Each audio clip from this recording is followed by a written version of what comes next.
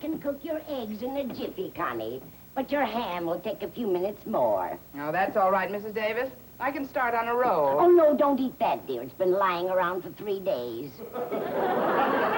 I'm just using it to keep the table steady. The legs are a bit wobbly. Well, it happens to all of us sooner or later. You seem a bit blue, dear. Anything troubling you? I didn't want to discuss it, Mrs. Davis. But I received a letter from my sister Doris the other day, and she's going to have a baby. Well, what's so bad about that? It's only natural. Boy meets girl, they're happily married, and now they're going to have a baby. It should happen to more of us. Now, the thing that disturbs me most is that my brother... But let's try to look at the bright side. Maybe her husband will find another job. Well, I hope so. But lately, it seemed to me that Freddie's been vaccinated against employment. In the 2 years they've been married, he's worked exactly 3 months. The rest of the time, he's spent contemplating his easel. You didn't tell me that Freddie was an artist. Oh, yes. In fact, he made a special trip to New York last month. He went to an art gallery carrying a whole suitcase full of his paintings. Did he sell anything? Just the suitcase. I can't bear the thought of my sister facing motherhood in such a precarious position. So last night I wrote Doris a letter and said I'd assume all their expenses in the critical period ahead. But, Connie, you can't afford a big responsibility like that on your salary. Well, not on my present salary, no. But yesterday, I think opportunity knocked on the door, Mrs. Davis. No doubt you've heard of Professor Anderson. Professor Anderson? No, dear, I haven't. Well, he's a famous scientist, and his staff consists of several teachers who help assemble material for his lecture tours. When Professor Anderson called me yesterday afternoon, he reminded me of his scientific accomplishments. I guess you could say that he's one of the country's foremost physicists. I couldn't say that if I had your teeth. Well, anyway, he is, and he's invited me over to his lab at 4 o'clock this afternoon to get a first-hand knowledge of the way he works. He suggested that I assist in the actual manufacture of his newest discovery, E-4. E-4? It's a miraculous new vitamin. And guess what, Mrs. Davis? What? Professor Anderson has offered me $150 a month, more than I'm making now, to go on a nationwide lecture tour with him. And furthermore, I've accepted. But that means you'll be leaving Madison. Well, it isn't quite that simple, Mrs. Davis. Last semester, a couple of teachers quit in midterm, and Mr. Conklin had an awful time replacing them. So at the beginning of this semester, he made us all sign a pledge saying that we wouldn't quit in the middle of the school year. Yeah, that sounds like Osgood, all right. Then you're not free to accept Professor Anderson's offer. If you signed that pledge... Oh, well, I'm honor-bound not to quit, no. But by flirting with insubordination, I think I can force Mr. Conklin into recommending my dismissal. And with things being the way they are with Doris, I guess that's the best I can do. But what about your friends, Connie? They'll be heartbroken at Madison. Well, I'll be pretty blue myself, Mrs. Davis. But I'm determined to avoid any and all sad farewells. Well, how are you going to do that?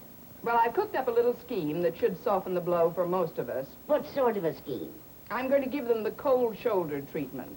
You know, make them so angry that they won't regret my leaving at all. Oh, I don't think that can work, Connie. The affection we all have for you is so deep-rooted, it couldn't possibly be killed. Now, that's awfully sweet of you to say that, Mrs. Davis, but I'll only have to annoy them temporarily. I'll show you exactly what I mean when Walter Denton gets here. Well, I don't know, Connie. Oh, there's Walter now. Come in, Walter. Well, here goes. I only hope this doesn't hurt me more than it hurts him. Well, good morning, ladies. Oh, hello, Walter. Sit down and have my juice. I haven't touched it. Oh, thanks. Well, Miss Brooks, you certainly look me this morning.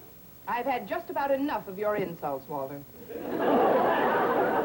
I just said you looked lovely this morning. Oh, I get the inference. You mean that on other mornings, I look like a bag of wet wash.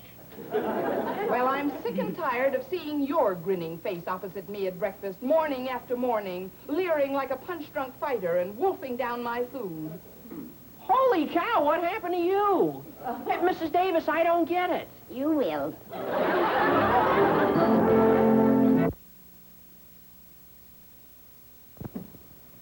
Lieutenant Ferris? Yes? I'm Mr. Stone of the Board of Education. I think you'll find me quite a peaceable man, Lieutenant. don't believe you'll need your gun. Huh? Oh! Don't worry about this. I haven't used it in days. Sit down, Mr. Stone. Thank you. I'll tell you why I called you over. No doubt you've heard of Professor Anderson. Professor Anderson? No, I don't believe I have. Who is he? He's a big, fat fraud, that's who he is. A phony medicine man with a record a mile long. Fortunately, we got the goods on him and tossed him into the clink. I thought you might have seen his ad in the papers. He hired a hall for a series of lectures. Well, I'm glad you caught him, but what has all this got to do with me, Lieutenant? The professor preys on school teachers, Mr. Stone. Their presence on the stage during his lectures gives an air of legitimacy to his product, a mythical vitamin he calls E-4. E-4? He sells the stuff for $5 a bottle. Made $1,000 a night in some towns we've been able to check on. It's incredible. How could school teachers be hoodwinked into aligning themselves with such a character? It's simple. First, he tells them about some legitimate scientific achievements, which he claims as his own. Then he offers them a fat salary. Of course, when payoff time comes around, he skips town, leaving them holding the bag. No job, no money. Dear, oh dear, oh dear. Well, you know, in a way, it serves them right. These are some of the E-4 capsules he turns out in his so-called lab. You ought to see the place. He's even got a tape recorder with instructions on how to make the junk. Tape recorder, you said? Yeah, the professor's a pretty cagey customer. Most of the time, he doesn't even make an appearance. He feels the fewer people who see his face, the better. We're going to stake out there this afternoon and try to nab some of his Confederates. Well, good for you, Lieutenant. You know, I'd like very much to be present. I think that could be arranged. We're not going to break the story until later, so this is confidential. Oh, yes, of course, I understand. Tell me, Lieutenant, just what do these E-4 capsules actually contain? You may not believe this, Mr. Stone, but as nearly as chemical analysis can ascertain, they're comprised of exactly 1 part molasses, 1 part powdered sugar, and 2 parts chicken fat.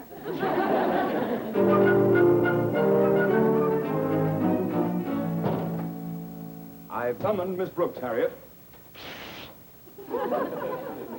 Now then, you're certain you saw her on the school lawn, idly searching for 4-leaf clovers when she should have been in her first class? Well, yes, Daddy, but I presumed you'd given her a free period or something. Golly, I wouldn't snitch on Miss Brooks. Why, she's a wonderful teacher, and a wonderful... She's a gold brick. Now, run along, Harriet. That way. What I have to say to Miss Brooks is not for the ears of a youngster. But, Daddy... Go!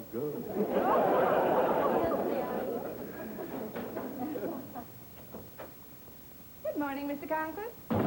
I just found a 4-leaf clover, sir. Yes, this is my lucky day. Don't bet on it. Miss Brooks, it has just come to my attention that you missed your first class. Oh, I didn't miss it, sir. I just wasn't there. Oh, it's a lovely day out, Mr. Conklin. The air is so invigorating. We should all get out more often. Don't you think so, sir? Apparently, this is more than just a case of missing a class. You are also missing a few of your marbles. You like your job here, don't you, Miss Brooks? Oh, I love it. I wouldn't quit Madison for the world. Besides, I signed a pledge. And if there's one thing you can say about me, sir, it's that I'm loyal to my obligations.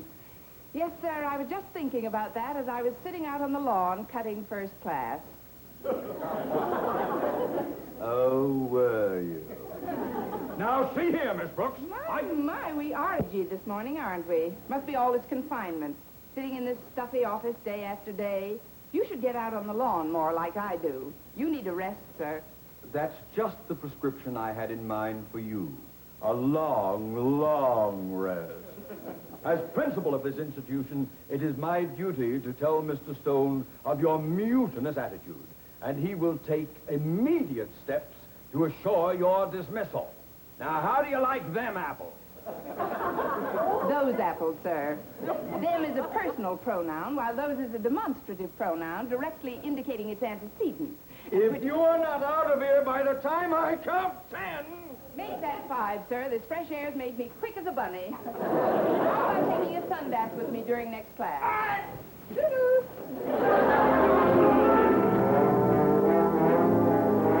Order? No, not at all, Mr. Boynton. Thanks.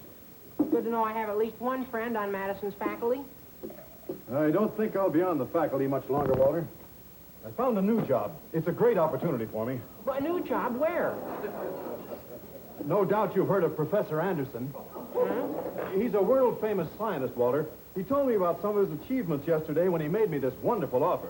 Now, offer to do what? To assist him in the manufacture of his miraculous E-4 vitamin capsules. I'm due at his laboratory at 4 o'clock this afternoon. Yeah, but Mr. Boynton, you can't just up and quit in the middle of a school term. Harriet told me her dad made the entire faculty sign a pledge to that effect. I'm well aware of that, Walter, but I'll think of some way out of it. I've just got to get that extra money Professor Anderson is offering. Well, why, are you in some kind of trouble? No, it's not for me. It's for my kid brother, Bob. I got a letter from him a couple of days ago. Well, what's wrong with him? He's going to have a baby. Well, what's so bad about that? His wife just lost her job.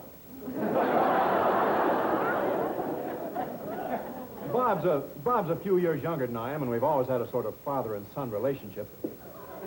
I'd do anything for him. Well, doesn't he have a job? Yes, but it doesn't pay much, poor kid. Oh, the toughest thing I'll have to face is saying goodbye to my friends here at Madison. I never could stand sad farewells. When it comes to Miss Brooks especially. Don't mention Miss Brooks to me. You should have heard how nasty she was to me this morning. Whew, what a cold proposition. Walter, that's no way to talk about Miss Brooks. She was probably just upset about something. Well, so why'd she have to take it out on me? The way she acted, I don't care if I ever see her again. Oh, I'm sure you're exaggerating, Walter. Why? Hey, wait a minute. You're giving me an idea, Walter. I won't relish doing it, but if I act coolly toward Miss Brooks, it might lessen the blow considerably. Well, that's up to you, Mr. Boynton. Oh, gosh, I almost forgot. I'd like to hear more about your new job, but I gotta get over to my locker and fix a puncture in my sneakers before my phys ed class. I'll see you later. Yeah, so long, Walter.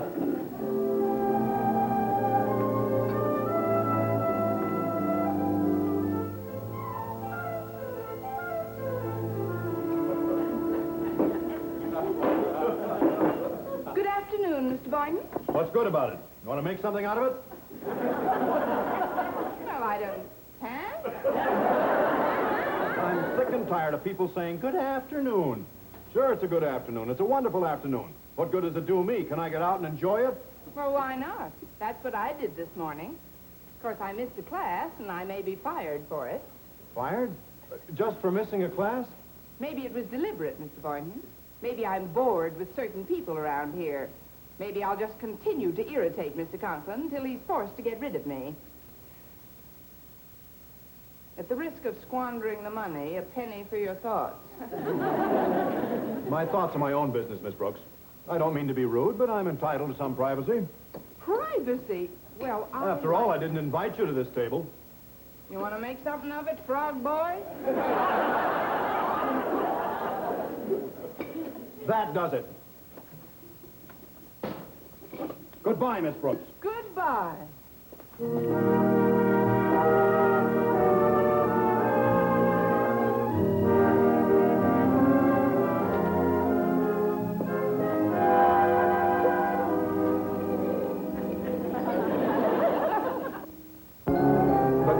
I consider such insubordination... Yes, I understand. Yes, sir. Goodbye.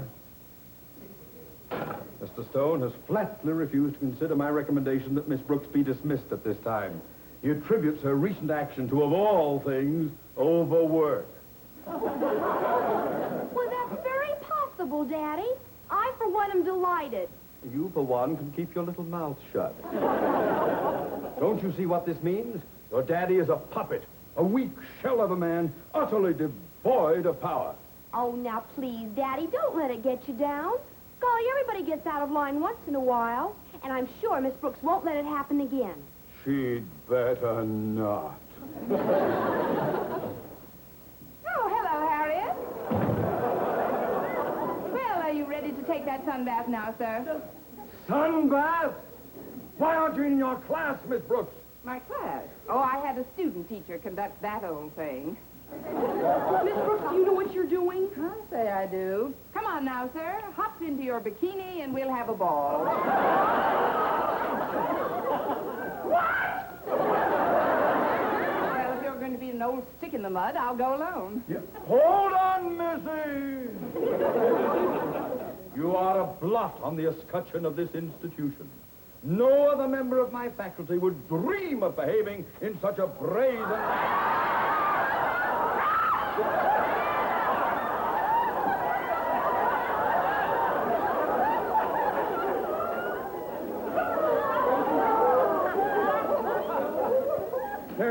the old ball around, sir? Two pointers? Why aren't you in your class? On a lovely afternoon like this, have you flipped, sir? Oh, I've had enough. Enough!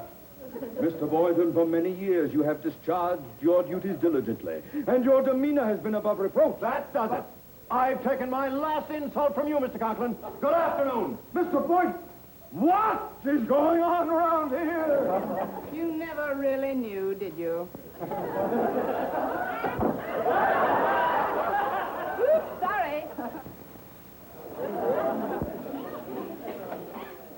If I hadn't seen it with my own eyes, Daddy, I never would have believed it.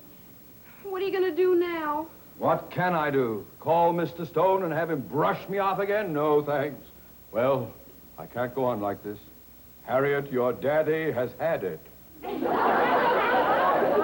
I am going to leave Madison High. Oh, Daddy, how can you say such a thing? Under the circumstances, it's easy. But don't you worry about the future. The talents of an Osgood Conklin don't go begging for long. Only yesterday I received a most flattering offer, which I have just now decided to accept. Daddy, what sort of an offer? No doubt you have heard of Professor Anderson?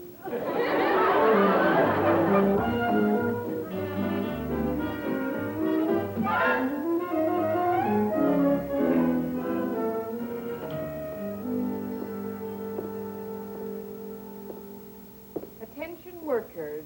If I am not present when you arrive, kindly turn on tape recorder. Signed, Professor Anderson.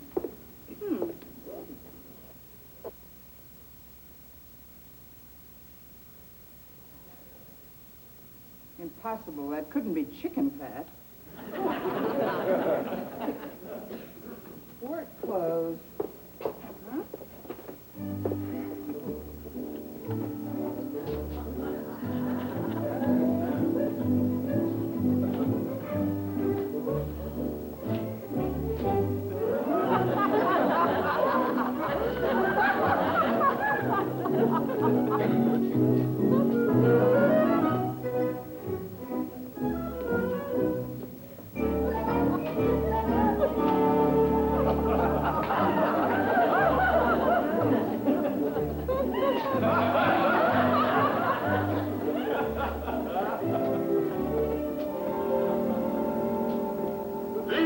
Professor Anderson, since I am busily engaged in scientific research, I cannot always be with you. Hence these recorded capsule-making instructions. Please do not permit my absence to deter you in your great work. Remember, in making my vitamin capsules, you are fighting for the health and well-being of our country. Congratulations. You are now frontline soldiers in the battle against rheumatism, nagging backache, and lazy liver bile. Attention! Backward march, 1, 2. Pick up bucket number 1.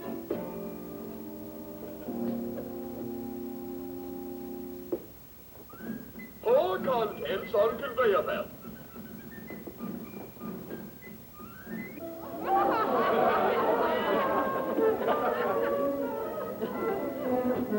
Mix well.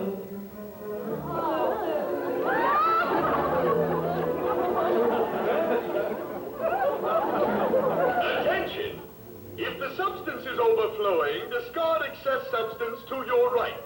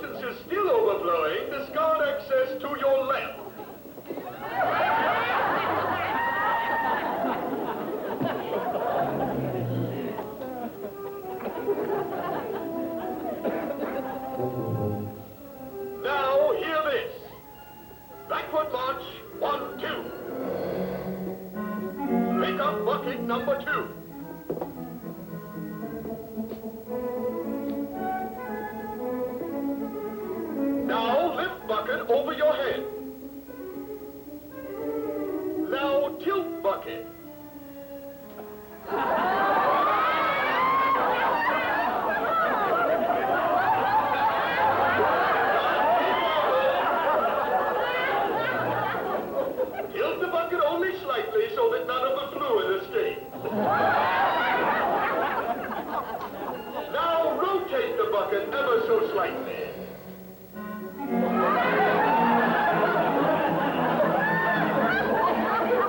Just enough to gently agitate the sediment. Easy does it. Take your time with this. I'll wait. All right now. Empty bucket on conveyor belt into other ingredients.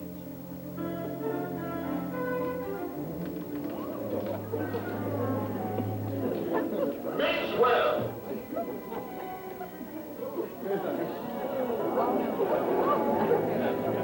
This is it.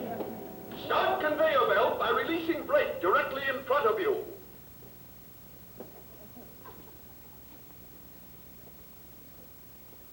If conveyor belt does not move, check gears at end of table for possible clogging.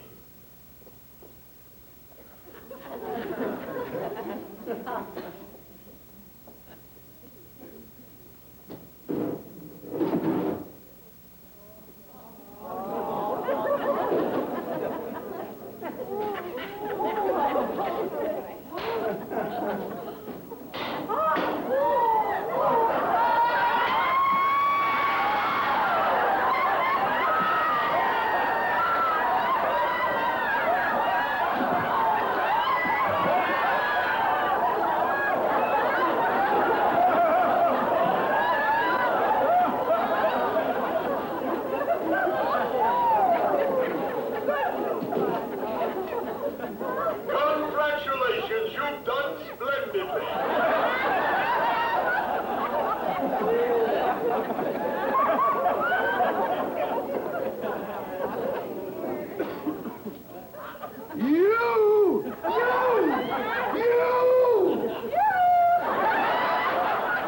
What is going on here? That's what we'd like to know. Mr. Stone! Conklin! Boynton, Miss Brooks! Absent.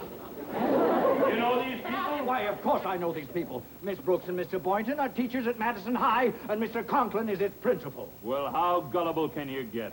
Imagine people of your mentality falling for a phony professor. Phony professor? Phony professor? Phony. Professor Anderson has recently discovered that four walls do indeed a prison make.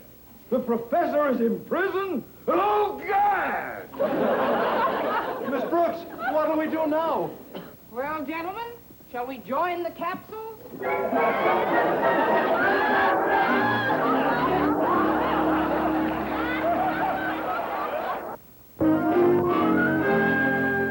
Mrs. Davis, could you come in here a minute, please? Coming, dear.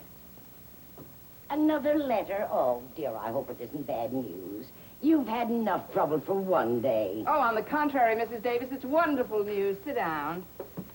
All the arrangements have been made for my sister to have her baby in the Maywood Hospital. It's one of the best in the country, you know. But, Connie, I thought Professor Anderson was in jail. How can you afford to... Oh, I don't have to afford anything, Mrs. Davis. My brother-in-law, Freddie, will pay all the bills himself. Oh, you mean that the artist got a job? Uh-huh, painting. And it's a job that's very suited to his talents. Oh, I'm so happy. Guess what he's painting, Mrs. Davis? What? The maternity ward of the Maywood Hospital.